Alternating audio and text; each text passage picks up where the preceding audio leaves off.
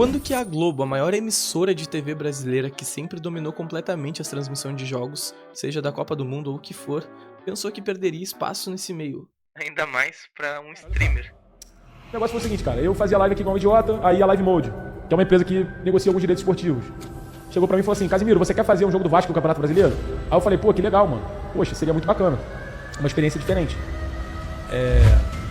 E aí, eu transmiti o jogo do Vasco, foi legal pra caralho, e a galera falou: pô, que bacana. Aí o Atlético Paranaense começou a negociar os jogos dele na Liga Arena, na Baixada ainda, né? Comigo, com a TNT, e aí a gente começou a transmitir algumas coisas. Aí depois disso aí veio o Campeonato Carioca, a gente transmitiu também. A gente chegou a transmitir o jogo de Copa do Brasil aqui, foi bem legal, inclusive, né? Bem legal, Corinthians e Fluminense. E aí isso começou a surgir essa ideia. E aí surgiu uma possibilidade, depois de a gente fazer várias coisas legais, de uma Copa do Mundo. Era um bagulho muito hipotético ainda. Só que aí se confirmou e a gente criou um canal. Foi simples assim, mano.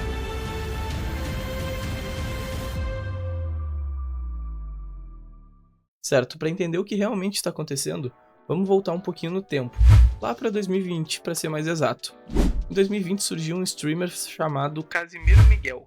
Uma pessoa simples que fazia lives e na maioria das vezes reagindo a Pesadelo na Cozinha, vídeos virais da época e, claro, reacts do seu time do coração, o Vasco da Gama. E uma coisa que tem muita gente que não sabe é que antes de se tornar um dos maiores streamers do Brasil, lá por volta de 2017, Casimiro já trabalhava na televisão. Ele apresentava o programa A-Games, do antigo Esporte Interativo, canal que anos depois passaria a se chamar nada mais nada menos do que TNT Esportes Brasil. Alguns anos depois, vendo todo esse potencial que ele tinha, Casimiro resolveu começar a fazer lives na Twitch. Lives simples de reacts e entretenimento. Mostrava um humor espontâneo, reações que não eram forçadas, e era basicamente isso, sem nada muito grandioso. Em pouco tempo, essa simplicidade e carisma toda de Casimiro foi conquistando cada vez mais o público, fazendo assim surgir um novo fenômeno na internet brasileira, quebrando diversos recordes de audiência, até que chegamos ali em 2022, o ano que viraria uma chave e mudaria completamente tudo na vida de Casimiro. Eu quero deixar claro para vocês que antes mesmo de existir a Cazé TV, Casimiro, em parceria com a Live Mode, já transmitia alguns jogos de futebol desde 2020.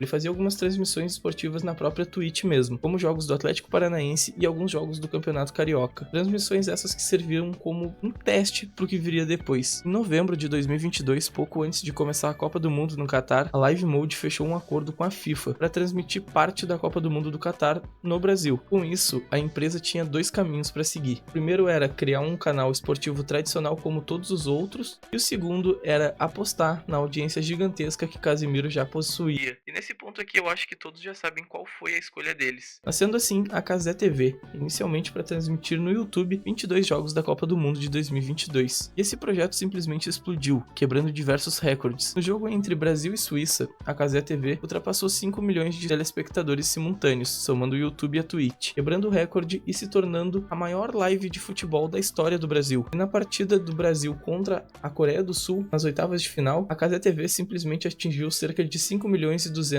mil espectadores simultâneos apenas no YouTube. E depois da Copa, os direitos de transmissões da Cazé TV foram só crescendo cada vez mais. Em 2023, foi o Campeonato Carioca e a Copa do Mundo Feminina e também Sub-20. E também todos os jogos mandantes do Atlético Paranaense no Campeonato Brasileiro. Em 2024, isso já foi se expandindo cada vez mais, conseguindo os direitos de transmissão dos Jogos Olímpicos de Paris, jogos da Bundesliga, jogos da Ligue 1, da Europa League, Conference League e também da Eurocopa. Já no ano de 2025, a Cazé TV conseguiu os direitos para transmitir 39 dos 63 jogos do novo Mundial de Clubes, incluindo todos os jogos dos times brasileiros, semifinais e também a final. E recentemente, em 2026, eles conseguiram simplesmente o direito de transmissão da La Liga e de um jogo por rodada da Premier League. Somente os dois maiores campeonatos do planeta. E claro, simplesmente todos os 104 jogos da Copa do Mundo, tendo direito a mais partidas do que a própria Globo, que tem somente 55 jogos. É impressionante como algo que começou em 2022 com um simples canal para transmitir 22 jogos da Copa do Mundo se transformou em algo tão grande. Em apenas 4 anos, a Cazé TV conquistou os direitos de transmissão dos maiores campeonatos do planeta. No momento que eu gravo esse vídeo aqui, tá rolando a Copa do Mundo de 2026. E somente na estreia do Brasil na Copa do Mundo já quebrou um recorde absurdo de maior live de futebol da história do YouTube, atingindo quase 13 milhões de usuários simultâneos. Isso para um jogo do Brasil contra o Marrocos. Imagina como vai ser numa final da Copa do Mundo. Eu tenho certeza absoluta que vão ser quebrados mais recordes ainda. E agora vamos entrar num tópico essencial para todo esse sucesso da Cazé TV, e é todo o diferencial construído nas transmissões dos jogos. Nós estamos acostumados com toda a formalidade e a narrativa engessada de todas as transmissões. É aí que a Cazé TV se diferencia, com uma linguagem mais informal.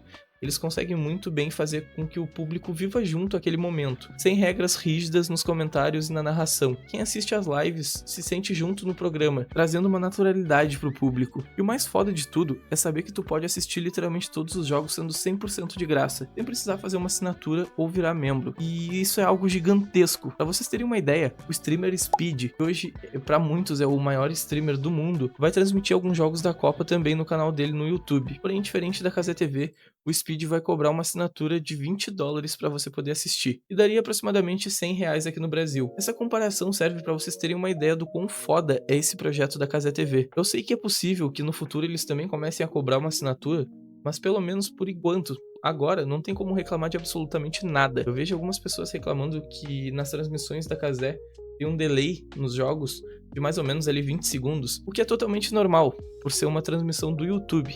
E mano, é 100% gratuito. Não faz sentido essas reclamações. Agora vamos entrar no tópico principal desse vídeo. Globo, por décadas, a maior potência do futebol brasileiro na TV. Ela praticamente moldou a forma que os brasileiros assistiam jogos, transmitindo todos os jogos da Copa do Mundo por mais de 40 anos, e sempre dominando as transmissões do futebol brasileiro. Por muito tempo, foi isso. Ou você assistia os jogos na Globo, ou então pagava alguma outra plataforma como Sport TV, Prime Video, ESPN, entre outros. Mas como um todo, a Globo sempre se viu como líder disparada no futebol brasileiro. Até que em 2022 algo começou a ameaçar essa liderança. Mesmo a Globo liderando a Copa do Mundo em 2022, em questão de audiência, claro, começou a ativar um alerta sobre tudo que a Cazé TV vinha alcançando, não só pela questão de audiência, e sim por uma mudança de era, qual começou a deixar de ser algo concentrado 100% na televisão, começou a se espelhar por várias telas ao mesmo tempo, como celular, no YouTube, streaming e redes sociais. E nessa nova era, a Cazé TV não era somente mais um canal, e sim o símbolo dessa nova mudança. A Globo até tentou, de algum jeito, se adaptar a toda essa mudança, com a criação de alguns projetos digitais, conteúdos esportivos no YouTube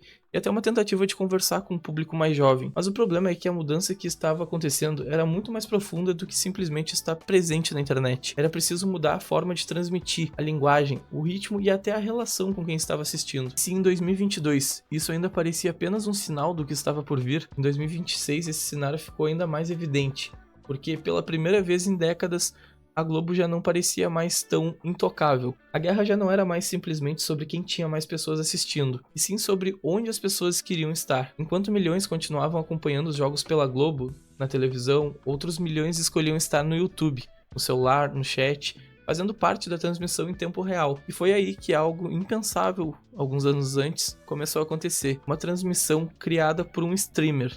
Dentro do YouTube, começou a quebrar recordes históricos e a se tornar, em muitos momentos, o principal assunto da Copa. E bem, no momento que eu tô gravando esse vídeo aqui, a Copa ainda tá no início, então muito provavelmente vão ser quebrados cada vez mais e mais recordes. E isso é simplesmente porque a Cazé TV não estava tentando ser a nova Globo, ela estava tentando criar uma maneira completamente diferente de assistir futebol. E é justamente aí que entra o principal motivo de todo esse sucesso. Bem, se você assistiu esse vídeo até aqui e não conhecia o canal, eu peço que se inscreva, vai ajudar bastante. Se puder também, deixe um like e um comentário nesse vídeo. Muito obrigado e até a próxima.